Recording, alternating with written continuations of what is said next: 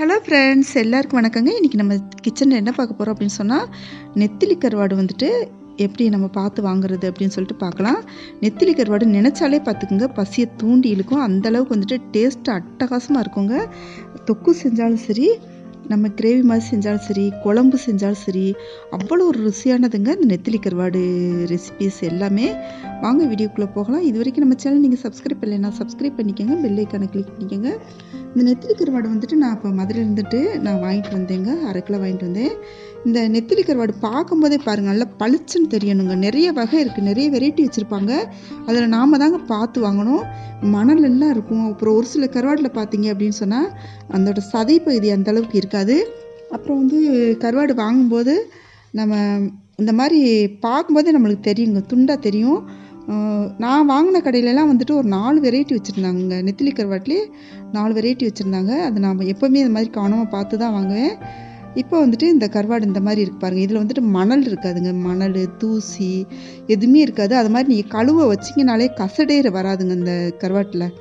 ஒரு சில கருவாடெலாம் பார்த்தீங்க அப்படின்னு சொன்னால் நம்ம தண்ணியில் தலை வாலும் பிச்சுட்டு நம்ம தண்ணியில் போட்டுட்டு கழுவுறதுக்குள்ளே பார்த்தீங்கன்னா அவ்வளோ கசடு வரும். அந்த மாதிரிலாம் வராது. இது சாப்பிடவே வந்துட்டு பார்க்குறதுக்கே வந்துட்டு நம்மளுக்கு சாப்பிடணும் போல் அவ்வளோ ஒரு ஆசையை தூண்டும். அவ்வளோ நல்லா இருக்குங்க இந்த கருவாடு. இந்த மாதிரி பார்த்து வாங்குங்க. அது நீங்கள் பாருங்கள், நீங்கள் இந்த கண்ணாடி கவருக்குள்ளே இருக்கும்போதே பார்த்தீங்கன்னா தெரியும். அது பெரிய கருவாடாக வாங்கணும் அப்படின்னு சொன்னால் சக்கையாக இருக்குங்க. பெரிய கருவாடாக வாங்கக்கூடாது, அது வெந்துச்சுன்னா சக்கையாக இருக்கும், டேஸ்ட் அந்தளவுக்கு இருக்காது. இந்த மாதிரி நடுத்தரமான கருவாடாக தாங்க வாங்கணும். இதே மாதிரி ரொம்ப சின்ன கருவாடாகவும் வாங்கிடக்கூடாது. நார்மலாக நம்ம வந்துட்டு வாங்குகிற சைஸில் வந்துட்டு வச்சுருப்பாங்க. நம்ம கடையில் நிறைய வெரைட்டி வச்சுருப்பாங்க. நீங்கள் பார்த்து வாங்கிக்கோங்க. இது பாருங்கள், பார்த்தாலே தெரியுது பாருங்கள். இதில் உப்புலாம் போட மாட்டாங்க. நெத்திலி கருவாட்டில் எப்போவுமே உப்பு போட மாட்டாங்க. நான் பாருங்கள், இது வந்துட்டு நான் வாலும் தலையும் பிச்சுட்டு தான் எப்போவுமே நம்ம சமையல் பண்ணணும். நெத்திலி கருவாடை அந்த குடல் பகுதி எல்லாமே வந்துட்டு அந்த தலையோடு சேர்ந்து பிஞ்சு வந்துடும்.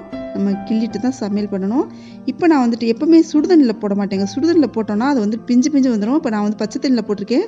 இப்போ சும்மா கிள்ளி தாங்க போட்டிருக்கேன். எப்படி ஒரு க்ளீனாக இருக்குது பாருங்கள். தண்ணியை வந்துட்டு அவ்வளோ சுத்தமாக இருக்குது பாருங்கள். இந்த மாதிரி தாங்க இருக்கும் நல்ல கருவாடு. இது மாதிரி வால் தலை எல்லாமே நம்ம பிச்சு தூர போட்டுருணும்.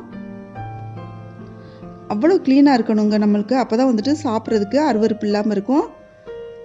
பாருங்கள், கொஞ்சம் கூட அந்த அழுக்கோ இல்லை மணல் பாருங்கள். கொஞ்சம் ஒரு சில நெத்திலி கருவாடெலாம் பார்த்தீங்கன்னா நம்ம அந்த மாதிரி சுத்தம் பண்ணுறதுக்காக தண்ணியில் போட்டோம்னா கழுவ மண் வந்துகிட்டே இருக்குங்க. அது வந்துட்டு நம்ம பல்லில் தட்டுப்பட்டுருக்கோம். என்ன தான் கழுவினாலும் மண் வரும்.